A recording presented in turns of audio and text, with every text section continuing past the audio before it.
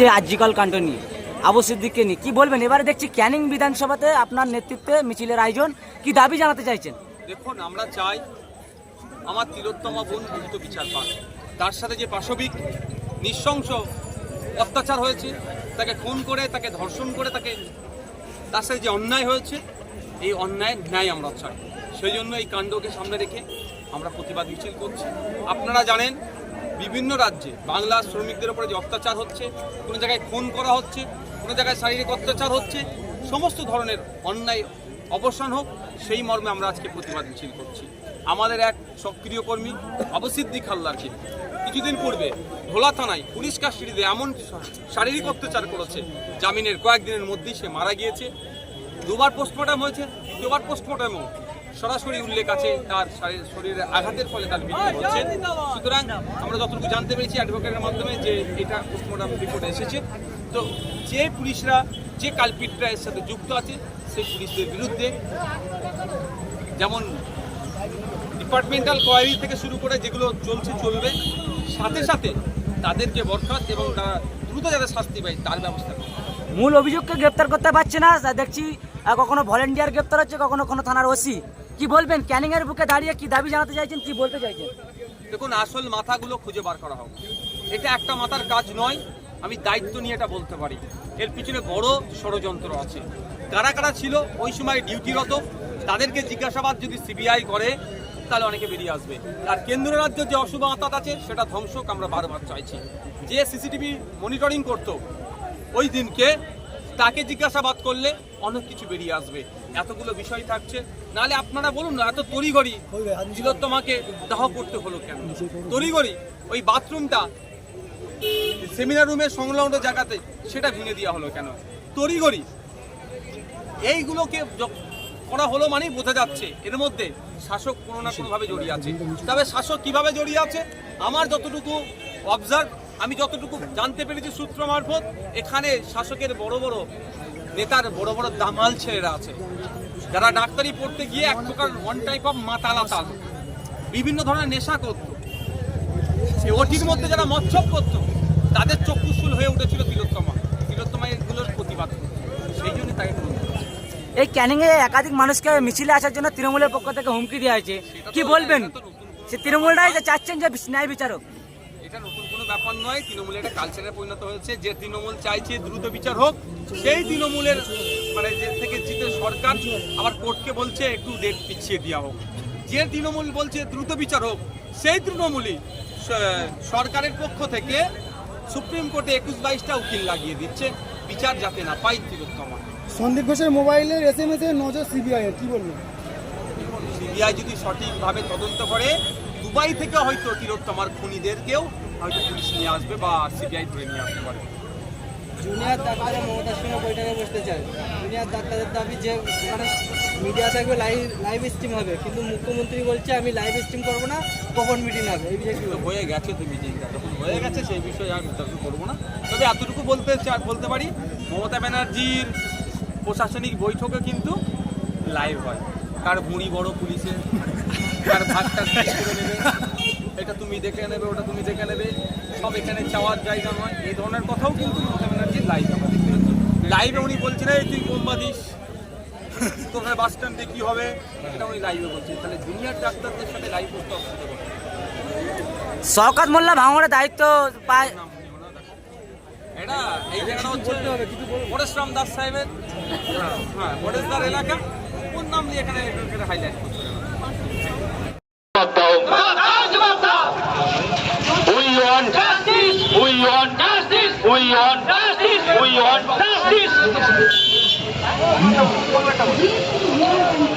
তিলোত্তমার বিচারের দাবিতে আমাদের এই মিছিল চলবে। তিলোত্তমার বিচারের দাবিতে আমাদের এই মিছিল চলবে। We want justice. We want justice. We want justice. We want justice. We want justice. Justice for justice for justice for justice for justice for স্বামীর ভাইয়ের বিচারের দাবিতে এই মিছিল চলবে। সোমনাথ দেবনাথের বিচারের দাবিতে এই মিছিল চলবে। দিকে হ্যাঁ? হ্যালো,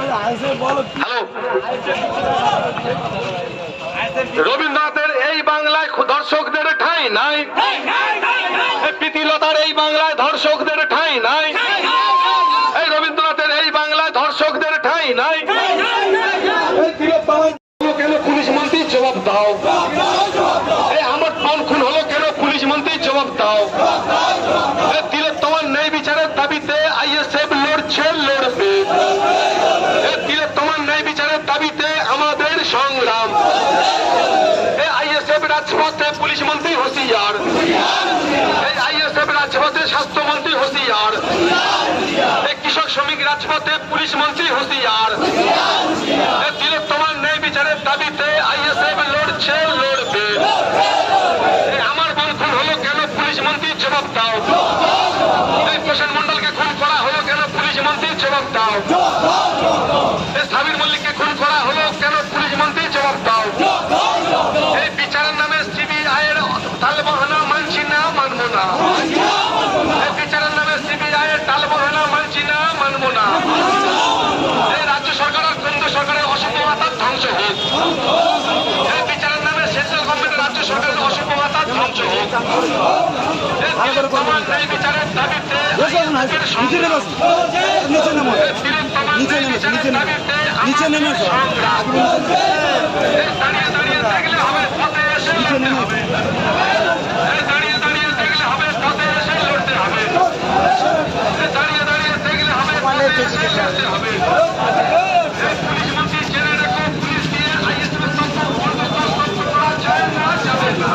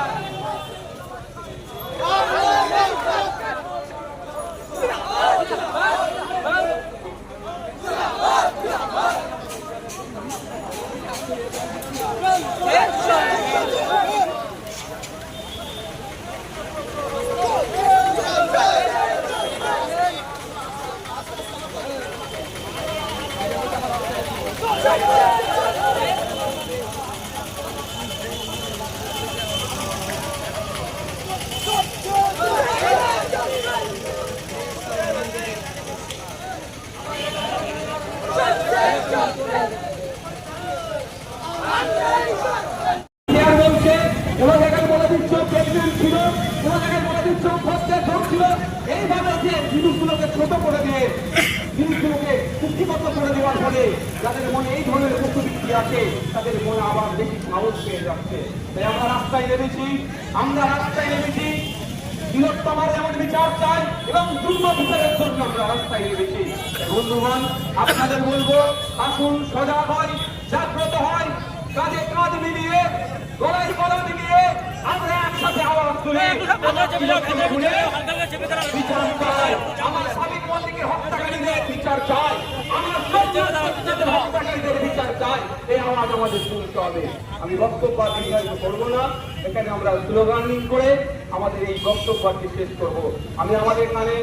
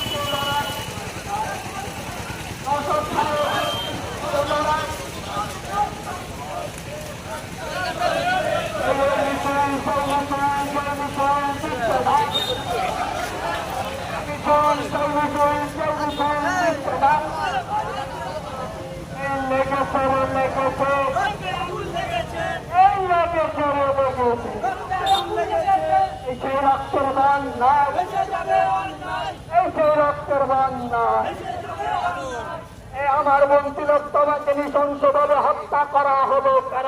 স্বাস্থ্যমন্ত্রীর জবাব, এই জবাব তোমায় দিতে হবে। এই জবাব তোমায় দিতে হবে। আমার তোমার বাংলায়, আমার তোমার বাংলায় এই ধর্ষকদের কালো, এই ধর্ষকদের কালো, ধর্ষকদের চিনে না, এই ধর্ষকদের চিনে না, এই শাসক তোমার কিসের ভাব, এই পুলিশ মন্ত্রী কিসের ভাব, এই স্বাস্থ্যমন্ত্রী কিসের ভাব, এই ধর্ষকদের চিনে না।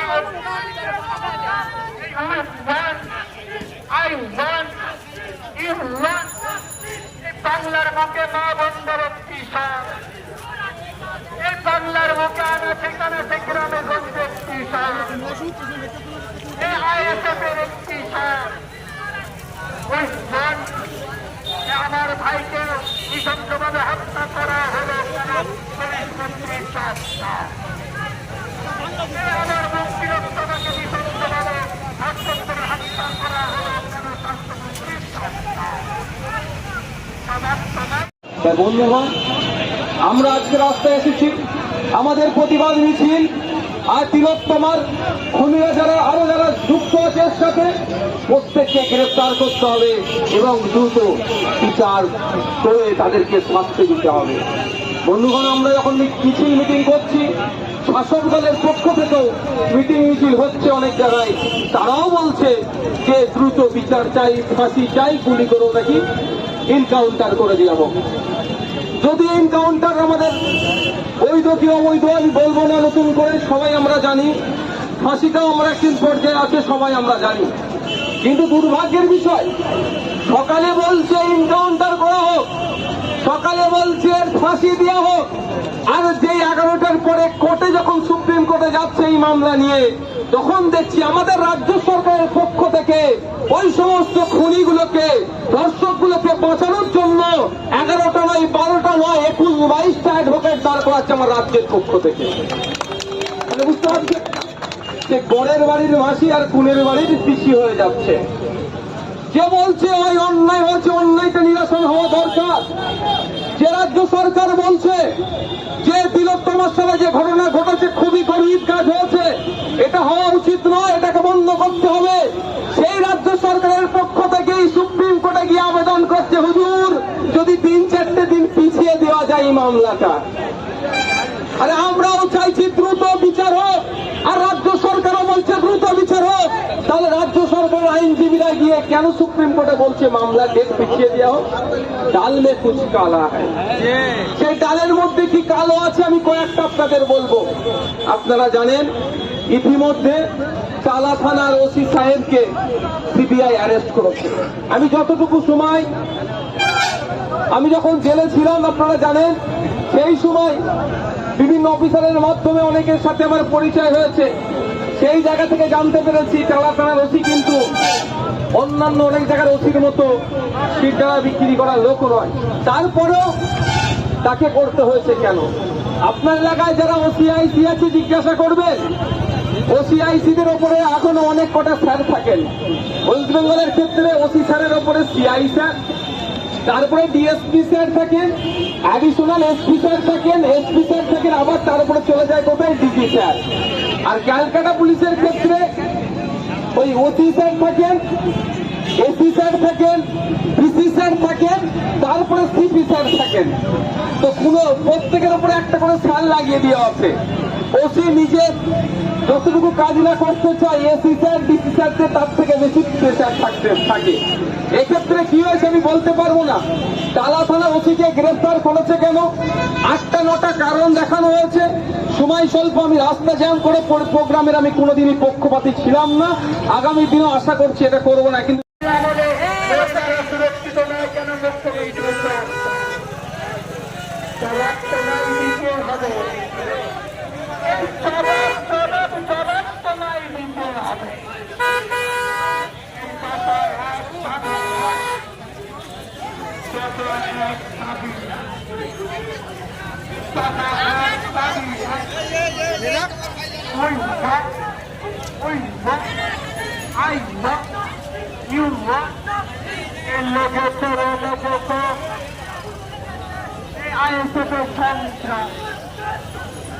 বাংলার বুকে একমাত্র বিরোধী কন্ডাক্টর নৌকা ছাড়ে সংগ্রাম, আইএসএফের সংগ্রাম, আমার তোমার সংগ্রাম।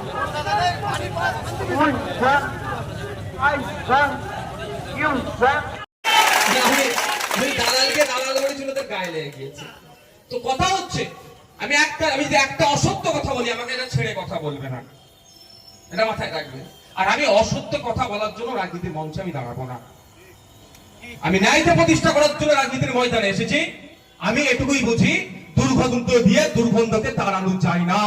ওরা দুর্গন্ধকে তাড়ানোর চেষ্টা করবে, আমরা সুগন্ধ দিয়ে দুর্গন্ধকে ঠেকে দেবো। আফরাজুলের মামলা, আফরাজুলের পরিবার কি দেখতে হচ্ছে? আপনারা আমরা মিলে যে চাঁদা দিয়েছিলাম না, যার যদি ইচ্ছা গিয়েছিল আফরাজুলের পরিবারের অ্যাকাউন্টে পাঠিয়েছিলাম, আর সরকার 2-3 লাখ টাকা কত ক্ষতিপূরণ দিয়েছিল, সব কেসে চলে যাচ্ছে। আজকে মামলা কি হচ্ছে কেউ জানি না আমরা, কিন্তু আফরাজুলের পরিবার সঠিকভাবে জানে না। হয়তো পড়াশোনায় কম, খোঁজ নিয়ে দেখুন, প্রতিটা স্টেট নয়, প্রতিটা পাড়া থেকে শুরু করে দেশের পর্যন্ত, সুপ্রিম কোর্ট পর্যন্ত সরকার আমরা উকিল চাই, সরকারকে দিতে বাধ্য।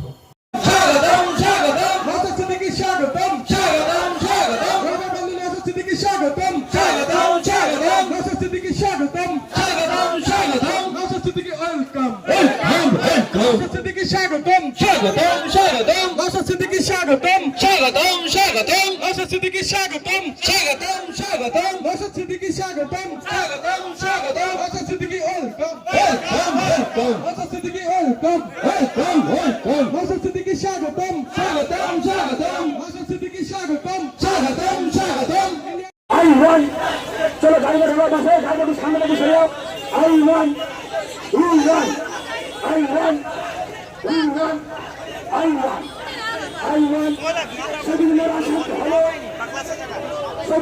বর্ডারে এই ধরনের পিটিয়ে হত্যা করে খুন করেছে। গতকালকে সম্ভবত কথা না, আজকের আমার ঠিক মনে আসছে না, একটা ক্লাস 12-এর ছেলেকে, সে নাকি গরু পাচার করছিল, এই অভিযোগ তুলে তাকেও পিটিয়ে খুন করেছে সেই হরিয়ানাতে। 25 কিলোমিটার তাকে তাড়িয়ে নিয়ে গিয়ে পিটিয়ে খুন করেছে এই উগ্রবাদীরা, সন্ত্রাসবাদীরা। হ্যাঁ, আমি সন্ত্রাসবাদী বলছি। এটা তাদের কর্মকাণ্ড দেশের আইন বহির্ভূত, তাদের কর্মকাণ্ড সংবিধান বহির্ভূত। কারণ সংবিধান যেখানে মানুষের খাদ্যাভ্যাসের স্বাধীনতা দিয়েছে, ধর্মাচরণের স্বাধীনতা দিয়েছে, কে কি খাবে সেটা তার নিজস্ব রাজ্য করেছে। এই অধিকারের উপরে যে হস্তক্ষেপ করবে, এই অধিকারের উপরে যে কলম চালানোর চেষ্টা করবে, তাকে তাকে আমরা আর কি মনে করবো বলেন? আপনার ক্লাস 12-এর ছেলে 16-17 বছর বয়স, তাকে পিটিয়ে খুন করলো, তার নাম অয়ন মিশ্রা। আমরা এই আজকে অবস্থান বিক্ষোভ থেকে হরিয়ানার অপদার্থ বর্বর বিজেপি সরকারকে ধিক্কার নিন্দা জানাচ্ছি। আমরা চাই যে বর্তমান যে পুলিশ প্রশাসন যারা তদন্ত করছে ওখানে অয়ন মিশ্রার কেসটাও যেমন দেখবে, সাথে সাথে সাবির মল্লিকের কেসটাও নিরপেক্ষতার সাথে দেখবে। বন্ধুরা, এই জায়গায় দাঁড়িয়ে বলছি, অনেক মিষ্টি মিষ্টি কথা বলবে রাজ্য সরকারের পক্ষ থেকে, অনেক কথা বলছেন। আপনারা কি জানেন এখনো পর্যন্ত পোস্টমর্টম রিপোর্টটা কি হলো? আমি এই জায়গা থেকে আওয়াজ তুলতে চাই, বার্তা দিতে চাই, মাননীয়ার কানে পৌঁছাতে চাই যে হরিয়ানার পুলিশের সাথে আমাদের রাজ্য পুলিশের এখনো কোনো যোগাযোগ তৈরি হয়েছে? যদি হয়ে থাকে, একের পর এক ডিসি সেন্ট্রাল যেভাবে আরজিকর কাণ্ড নিয়ে ধামাচাপা দেওয়ার জন্য, আমি ধামাচাপা বলছি, লাল জামা পরে ডক্টররা বলছেন উনি পিজিডি ডক্টর আর উনি নাকি ফিঙ্গারপ্রিন্ট এক্সপার্ট বলে ডিসি সেন্টার চালিয়ে দিচ্ছেন। তাও বলছি ধামাচাপা দেওয়ার জন্য সকাল বিকাল যেভাবে প্রেস কনফারেন্স করছেন, আগামী দিনে আমি আশা করব হরিয়ানা পুলিশের সাথে আমাদের রাজ্যের পুলিশের এই কেসটাকে নিয়ে কতটা ডায়লগের বিনিময় হয়েছে, কি আপডেট আছে, সেটাও তিনি তার পুলিশকে দিয়ে প্রেস কনফারেন্স করাবে। এবং সাথে সাথে পোস্টমর্টম রিপোর্টে কি এসেছে না এসেছে সেটাও আমরা জনমানুষে নিয়ে আসবে আমার রাজ্যের পুলিশ, হরিয়ানা পুলিশ থেকে কাছ থেকে নিয়ে। এটা আশা করতে পারি তো নাকি ভাই? এটা তো লিগাল ডিমান্ড আমাদের। শুধু যাচ্ছে, এখন একটা বোর্ড হয়েছে, বোর্ডটাও আমার জন্য হয়েছে, আমি গর্ব করে বলছি, ভাঙড়ের মানুষকে ধন্যবাদ জানিয়ে বলছি। ভাঙড়ের মানুষ নির্বাচিত করে আমাকে বিধানসভায় পাঠিয়েছিল। আমি পরিযায়ী শ্রমিকদের দুর্দশার কথা ভেবে বলেছিলাম এই বোর্ড গঠন করতে, যেখানে সুবিধা অসুবিধা হবে বোর্ডের সাথে যোগাযোগ করবে। কিন্তু বোর্ডের যারা দায়িত্বশীলেরা আছে সম্পূর্ণরূপে তারা ব্যর্থ। উড়িষ্যাতে গত কয়েকদিন আগে শুধু বাংলায় কথা বলার জন্য বাংলার পরিযায়ী শ্রমিকদের উপরে কিভাবে অত্যাচার করেছে সেই সমস্যার সমাধান করতে ব্যর্থ। মহারাষ্ট্র, কর্ণাটক, বিভিন্ন রাজ্যে আজকে বাংলা শ্রমিকদের উপরে অত্যাচার নেমে আসছে। রাজ্য সরকারের না কোনো নির্দিষ্ট পলিসি আছে, না বোর্ড তাদের সমস্যা সমাধানে তৎপরতা দেখাচ্ছে। কি হচ্ছে বোর্ডের পক্ষ থেকে দেখছি কি হচ্ছে, যারা দায়িত্বশীলেরা যখন লাশ হয়ে বাড়ি ফিরছে, কাছে গিয়ে একটা ছবি তুলে আর রাজনৈতিক বড় বড় ভাষণ দিয়ে ছেড়ে দিচ্ছে। তাই যারা বোর্ডের দায়িত্বশীল আছেন তাদেরকেও বলতে চাই যে আপনারাও আপনাদের ডিউটি ঠিকঠাক পালন করুন।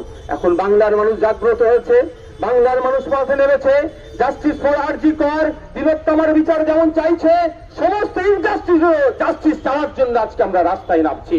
তাই বন্ধুগণ, আপনাদের মাধ্যমে, মিডিয়ার মাধ্যমে রাজ্য শ্রম দপ্তরে যারা অধিকর্তারা আছেন তাদের উদ্দেশ্যে বলছি, আপনারা যদি দায়িত্ব সামলাতে না পারেন তাহলে ওই জায়গা থেকে অব্যাহতি নেন।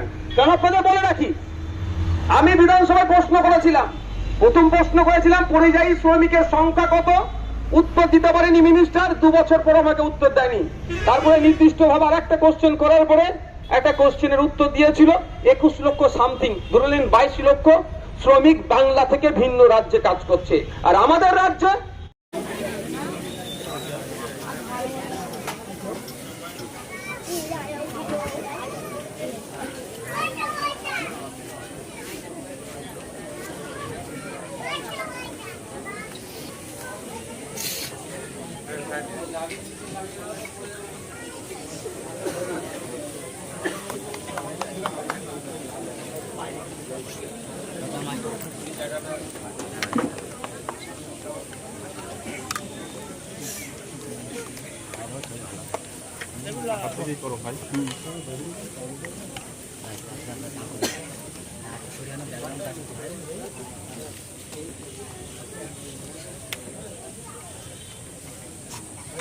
কদিন আগে পুলিশ কাস্টডিতে এত অত্যাচার করেছে, অত্যাচারের ফলে তাদের মৃত্যু হচ্ছে।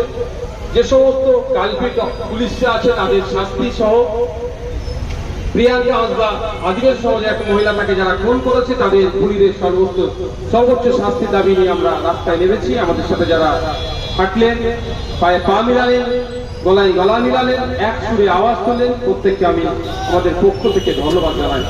বন্ধুগণ, গুটি কয়েক কথা বলবো। প্রিয়াঙ্কা হাসদা আদিবাসী সমাজে একটা মেয়ে, ইউনিভার্সিটির ছাত্রী, দুর্ভাগ্যের বিষয় তার বাড়ির অদূরেই তাকে গলা কেটে হত্যা করা হয়। তার হত্যা দুদিন কেটে যাওয়ার পরেও প্রশাসনের পক্ষ থেকে না কোনো হেলদোল ছিল, না খুনিদের হসপিটালে ছুটে এসেছিল, দীর্ঘক্ষণ তাকে বসিয়ে রাখা হয়েছিল, দেখতে দেওয়া হয়নি। কারণ আমরা জানি প্লেস অফ অকারেন্স যেখানে এই ইনসিডেন্টটা ঘটেছে সেটা সুরক্ষিত করাটা কতটা গুরুত্বপূর্ণ এই মামলার জন্য। কিন্তু দুর্ভাগ্যের বিষয় তার পিতার মন্তব্য থেকে আমরা জানতে পারছি, তার পরিবারের মন্তব্য থেকে জানতে পারছি যে ওই জায়গাটা সেই সময় চিহ্নিত করা হয়নি। বন্ধুগণ, এই যে ঘটনা শুধুমাত্র আমি বারাইপুরের থেকে দাঁড়িয়ে আমি বলছি আমার কথাটা, রাজ্য প্রশাসনের কর্তারাও রেকর্ড করছেন, বিভিন্ন দপ্তরের লোকেরাও রেকর্ড করছেন, সাধারণ মানুষকেও বলে যাচ্ছি আরজি করের ঘটনাটা শুধুমাত্র রেপ বা মার্ডার নয়। আরজি করের ঘটনার পিছনে অনেক বড় ষড়যন্ত্র আছে। এখানে শাসক দলের অনেকে লুকিয়ে আছে, যারা ওখানে আরজি করটাকে তাদের ব্যবসার প্রতিষ্ঠান রূপে তাদের পৈতৃক সম্পত্তি হিসেবে ব্যবহার করতে চাইছিল।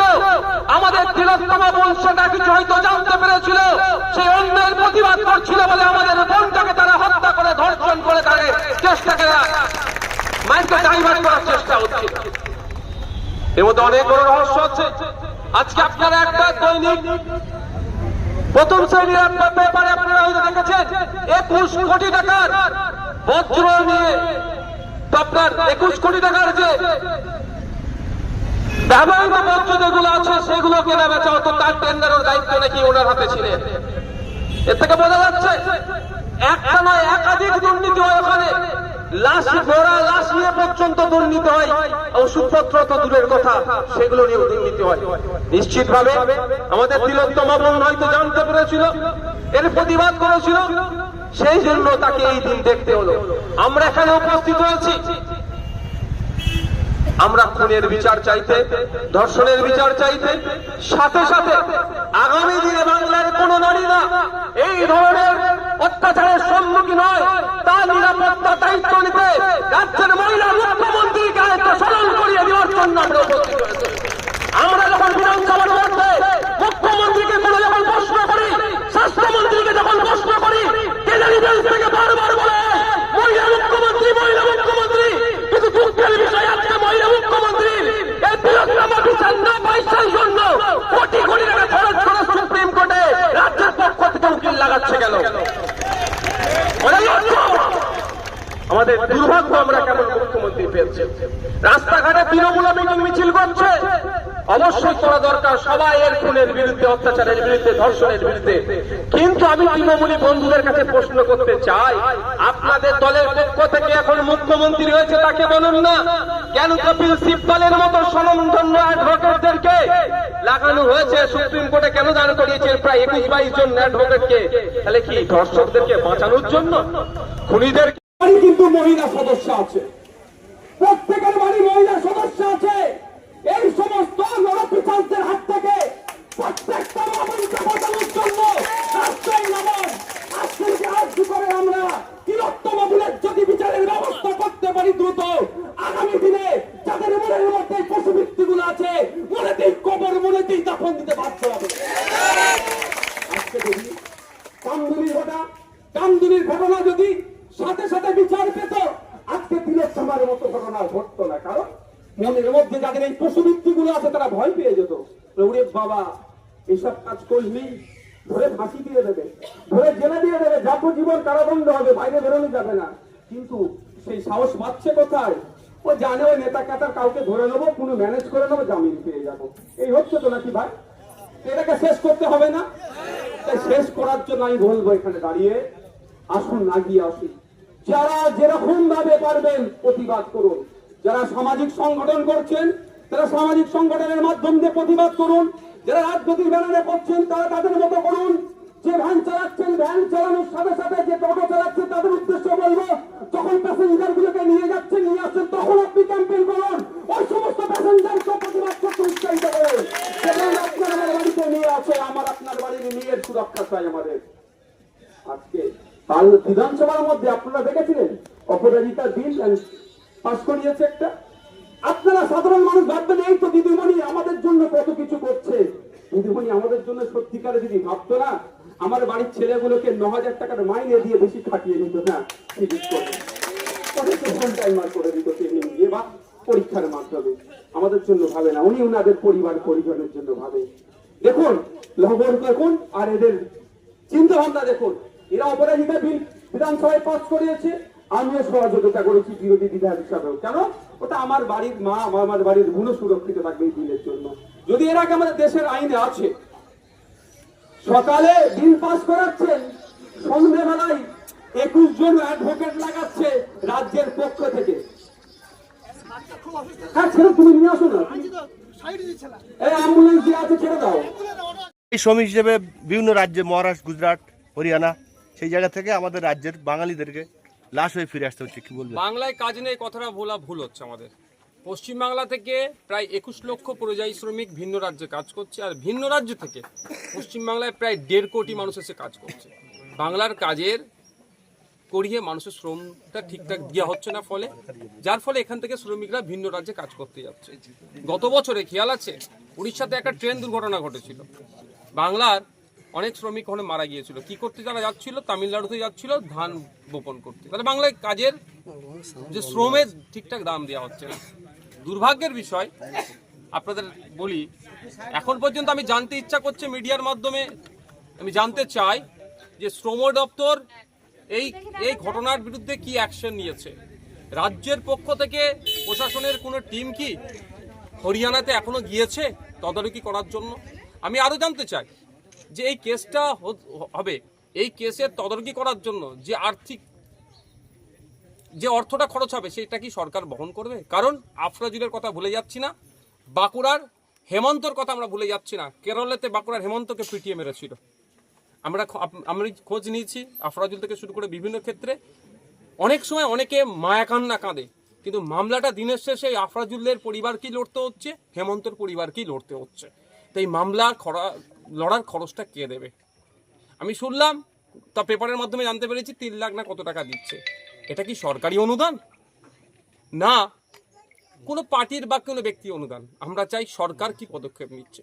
কারণ ওয়েস্ট বেঙ্গলের শ্রমিকরা ভিন্ন রাজ্যে গিয়ে আক্রান্ত হচ্ছে, মাইগ্রেন্ট লেবারে আক্রান্ত হচ্ছে। আমি বিধানসভায় আওয়াজ তুলেছিলাম, সেই জন্য মাইগ্রেন্ট লেবারদের জন্য আপনার বোর্ড আলাদা তৈরি হলো। সেই বোর্ডের ভূমিকা কি? উড়িষ্যা, মহারাষ্ট্র, উত্তরপ্রদেশ, কর্ণাটকা, বিভিন্ন জায়গায় যেভাবে শ্রমিকরা আক্রান্ত হচ্ছে, এই সমাধান তাদেরকে দেখতে পাচ্ছি না। শুধু লাশের কাছে এসে দুটো ছবি তুলতে দেখতে পাচ্ছি। বোর্ড নিয়ে হবেটা কি? আর সব থেকে দুঃখের বিষয় যেটা 27 তারিখে হয়েছে, আজকে 2 তারিখ, এখনো পর্যন্ত আমার রাজ্যের মুখ্যমন্ত্রীর মুখ থেকে তিনি এটাকে কন্ডেম করেছেন, তিনি এটা বিরোধিতা করেছেন বা পরিবারের পাশে আছে এই ধরনের কোনো স্টেটমেন্ট আমরা টুইট বা কোনো বক্তব্য শুনতে পেলাম না। পার্টিকুলার তিনি সবসময় চেষ্টা করেন একটা পার্সেন্টেজ ভোটকে নিয়ে তিনি রাজনীতি করার। সেই সমাজের পক্ষ থেকে যখন একজন মারা যাচ্ছে, আমি যে কোনো নাগরিকের ক্ষেত্রে বলবো মুখ্যমন্ত্রী এই বিষয়ে কন্ডেম করার দরকার ছিল। বিভিন্ন ক্ষেত্রে সকাল বিকাল দেখি অফিসিয়াল স্টেটমেন্ট দেয়, অফিসিয়ালভাবে রাজ্য সরকারের পক্ষ থেকে প্রেস রিলিজ হয়, প্রেস বাইটও হয়, প্রেস কনফারেন্স করে। এক্ষেত্রে এত ঘন্টা অতিবাহিত হয়ে যাওয়ার পরেও এখনো রাজ্য সরকারের পক্ষ থেকে সেই ধরনের কোনো দেখতে পেলাম না। হরিয়ানা সরকার এই বিষয়টাকে তাও মুখ খুলেছে, আমাদের রাজ্য সরকারের পক্ষ থেকে কোনো মুখ খুলছে না। আমি আশা করব যে এই পরিবারটা অত্যন্ত দুস্থ পরিবার, গরিব পরিবার, চাকরি দেওয়ার কথা বলেছে, কিন্তু চাকরিটা কি আছে সেটাও জানতে হবে। কি চাকরি?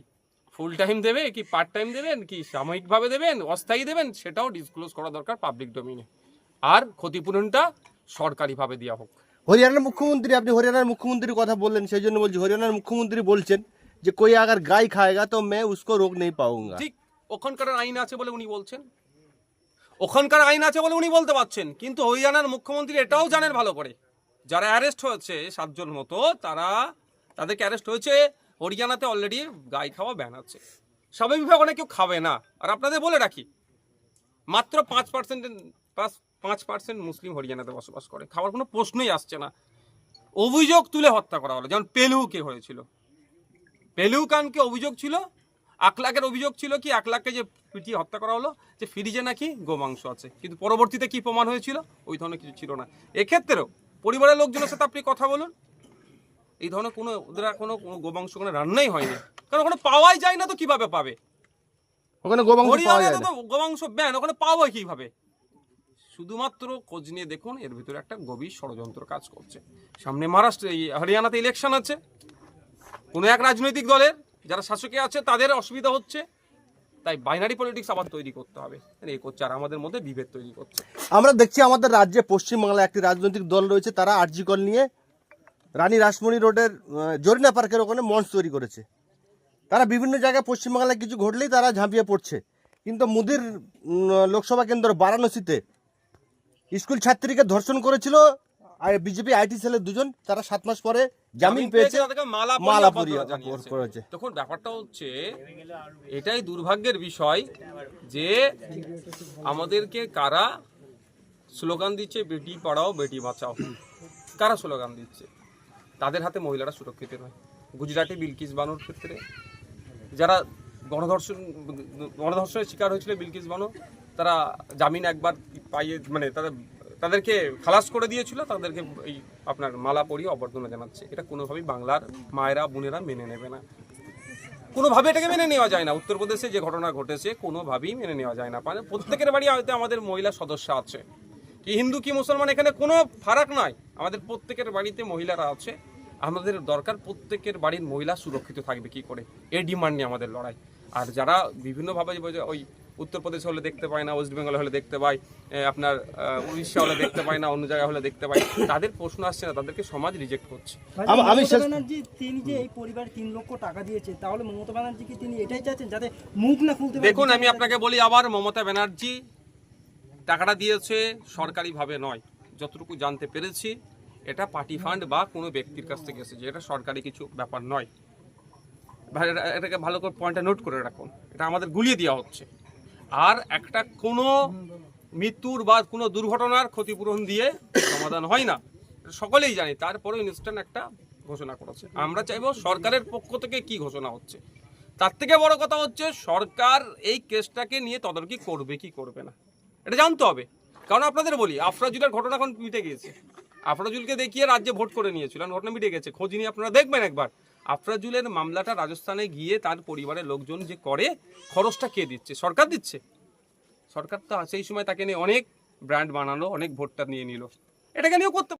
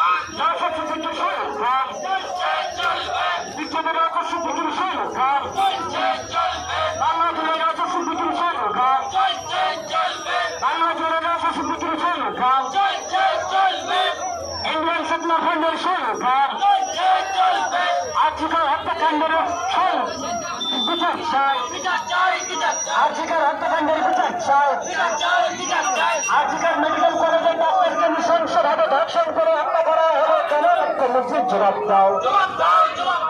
আজিকার মেডিকেল কলেজের ডাক্তারকে নৃশংসভাবে ধর্ষণ করে হত্যা করা হলো কেন? মুখ্যমন্ত্রীর জবাব দাও। জবাব তোমার দিতে হবে, এই জবাব তোমার দিতে। মুখ্যমন্ত্রীকে জানায় ধিক ধিক ধিক, এই মুখ্যমন্ত্রীকে জানায় ধিক ধিক ধিক, রাষ্ট্রমন্ত্রীকে জানায় ধিক ধিক ধিক্কার, পুলিশমন্ত্রীকে জানায় ধিক ধিক ধিক্কার। প্রতিনিয়ত রাজ্যে মহিলা ধর্ষণ বেড়ে চলেছে কেন? মুখ্যমন্ত্রীর জবাব দাও। প্রতিনিয়ত রাজ্যে বলছে এবং এখানে বলে দিচ্ছ প্রেগনেন্ট ছিল, কোন জায়গায় মোটামুটি চোখ হচ্ছে চোখ ছিল, এইভাবে যে জিনিসগুলোকে ছোট করে দিয়ে জিনিসগুলোকে কুক্ষিগত করে দেওয়ার ফলে যাদের মনে এই ধরনের প্রকৃতি আছে তাদের মনে আবার বেশি সাহস পেয়ে যাচ্ছে। তাই আমরা রাস্তায় নেমেছি, বৃহত্তমার যেমন বিচার চাই এবং দ্রুত বিচারের জন্য আমরা রাস্তায় নেমেছি। বন্ধুগণ, আপনাদের বলবো আসুন সজাগ হয়, জাগ্রত হয়, কাঁধে কাঁধ মিলিয়ে গলায় গলা মিলিয়ে আমরা একসাথে আওয়াজ তুলি। বিচার চাই, আমার স্বামীর মন্দিরে হত্যাকারীদের বিচার চাই, আমার হত্যাকারীদের বিচার চাই। এই আওয়াজ আমাদের শুনতে হবে। আমি বক্তব্য দীর্ঘায়িত করবো না, এখানে আমরা স্লোগানিং করে আমাদের এই বক্তব্যটি শেষ করবো। আমি আমাদের এখানে